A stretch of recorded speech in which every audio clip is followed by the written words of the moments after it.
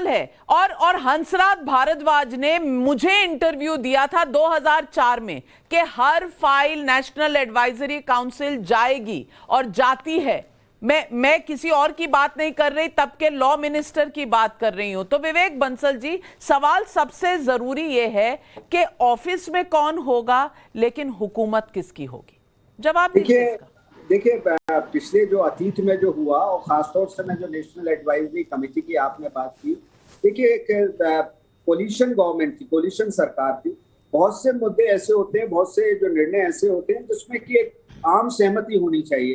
तो मेरा ये मानना है कि अगर कोई इन मुद्दों पर अगर नेशनल एडवाइजरी कमेटी की राय ली जाती है तो जिससे कि कोलिशन में एक आम सहमति बने, तो I don't think there is anything gravely serious इसलिए क्योंकि फाइलों की बात हुई और आप जानते हैं, आप सरकार चला चुके हैं। गोपनीयता की शपथ जो नहीं लेता वो सरकारी फाइलें नहीं देख सकता। विवेक बंसल जी, इतना तो आपको भी एक्सपीरियंस है। हर चीज की बात गोपनीयता नहीं होती है, ऐसा नहीं है। जो स्ट्रेटेजिक सामरिक विषय होते हैं उन पर गोपनीयता होती है। तो आप ये कहें कि सभी फाइलों में गोपनीय होती है, इस पर there you have to demarcate between the two, तो I don't agree with it।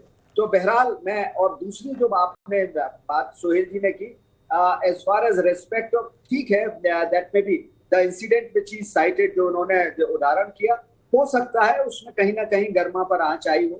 और बहरहाल सब, जहां तक उनके सम्मान की बात थी, चाहे वो पार्टी की बात हो, सार्वजनिक रूप से पार्टी सम्मान देने किया, तो आपका प्रधानमंत्री था पीवी नरसिम्हा राव, आपके प्रधानमंत्री थे, पूर्ण रूप से आपने उनका सम्मान दिया जाता था, ऑफिस में आने से इनकार किया। सम्मान की बात नहीं होती। सोहेल साहब, एक मिनट में अपनी बात अगर नहीं, वो सवाल जायज सवाल पूछ रहे हैं। नरसिम्हा, अच्छा, मनमोहन सिंह की बात अगर छोड़ दे तो नरसिम्हा राव जी के साथ क्या किया था? परिवार के सामने घुटने टेकेगा, वो आदमी जीवित या मरो प्राण आ सकता जो है। अल्पमत की सरकार थी, उसे 5 साल चलाया, नहीं चलाया? क्या उन्होंने देश की आर्थिक नीति को एक नई दिशा दी कि नहीं दी? हम सब तो मानते हैं, हम सब तो मानते हैं श्री विवेक बंसल जी, हम सब मानते हैं उन्होंने ये सब किया, पर क्या कांग्रेस पार्टी मांगती है? क्योंकि कांग्रेस पार्टी ने उनका पार्थिव शरीर 24 अकबर रोड कांग्रेस के हेडक्वार्टर्स में आने की इजाजत ही नहीं दी। तो इसका सवाल का जवाब तो आपको देना है, हमें नहीं देना। आप कांग्रेस की देखिए क्या परिस्थितियां रही, उस पर मैं ज्यादा टिप्पणी नहीं करना चाहूंगा, क्योंकि मुझे पूर्ण रूप से तथ्य जो जिस तरीके से आप लोगों ने मीडिया ट्रायल जो कहते हैं ना, कि वो आप लोगों ने कह दिया कि नहीं आने दी, क्या कारण रहे? बहरहाल मैं इसमें सिर्फ इतना ही कहना चाहूंगा, नरसिम्हा राव जी, विवेक जी, you're an intelligent man, do you agree, आप सहमत हैं जो व्यवहार नरसिम्हा राव जी के साथ हुआ और जो व्यवहार राहुल गांधी ने मनमोहन सिंह के साथ किया वो जायज था?